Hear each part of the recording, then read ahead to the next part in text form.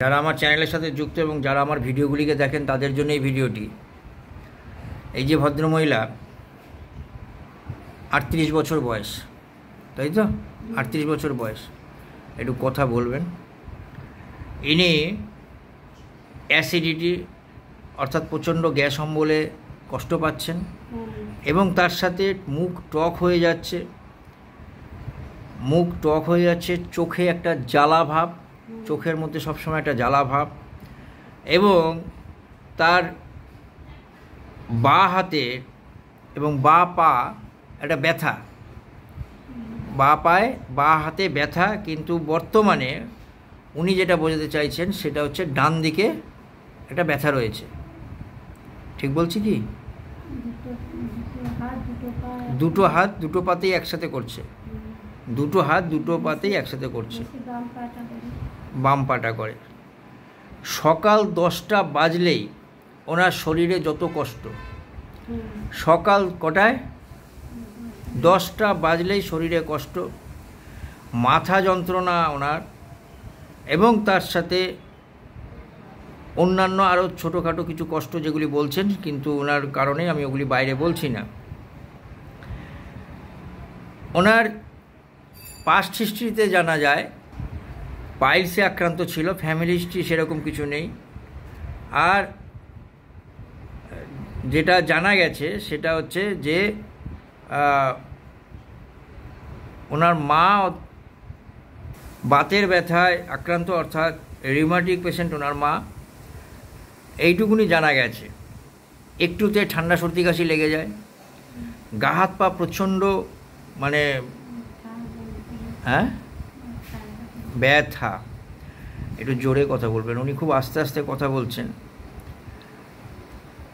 ওনার গরম একদম সহ্য করতে পারেন না, গরম সহ্য করতে পারে না। উনি মাছ খেতে খুব ভালোবাসে, কিন্তু যে কথাটি সবচেয়ে বেশি বলছেন উনি, যে তিতো খেতে সবচেয়ে বেশি ভালোবাসেন, এবং তার সাথে নুন খাওয়া কিছুতেই ছাড়তে পারবেন না। লবণ ওনাকে চাই। ঠিক বললাম? আর রুটি খেলে ওনার কষ্ট, রুটি খেলে যত কষ্ট।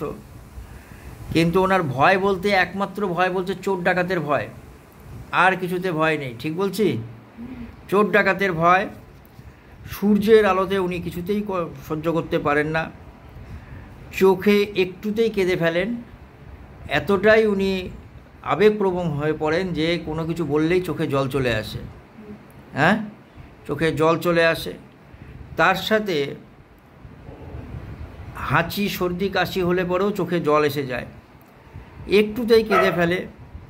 এবং কনসালেশন অ্যাগ্রাভেশন লোকজন পছন্দ করেন। কোনো যদি জোরে আওয়াজ হয় বা গান বাজনার আওয়াজ হয় তাতে কিন্তু উনি একদম সহ্য করতে পারেন না। নয়েজ, ওনার সেন্সিটিভ টু নয়েজ, আওয়াজ বেশি সহ্য করতে পারেন না। আমি যেই কথাগুলিকে একা একা বলে গেলাম, এগুলি ঠিক কি বেঠিক? আসলে ওনার কাছ থেকে যখন কেস টেকিং করা হয় তখন উনি খুব ধীরে ধীরে এই কথাগুলিকে বলেছেন। এতক্ষণ বাদে এবার বলি কি, আসলে আমিও আস্তে আস্তে বললাম কেন। এই যে ভদ্রমহিলা, ইনি 2024 সালে 2024-এ দ্বিতীয়বার ওষুধ নিয়ে গিয়ে সুস্থ হয়ে যাওয়ার পরেই নিজে থেকেই সিদ্ধান্ত নিল আমি আর এখন ওষুধ খেতে হবে না। হাসছে, এই কথা বলাতে আবার হাসছে। আমি যেমন রুগীদের বলে দিই নিজে থেকে যে এখন আর আসতে হবে না, বলি তো, বলে দিই তো গ্রামের সবাইকে। ইনি নিজে থেকে সিদ্ধান্ত নিল। এতদিন পরে যখন আবার কষ্ট হয়েছে, এই বৃষ্টি ভেজা সকালে কিন্তু উনি এসে উপস্থিত। আমি তাহলে সেদিনকে ওনাকে কী ওষুধ দিয়েছিলাম? আমি সেদিনকে যা ওষুধ দিলাম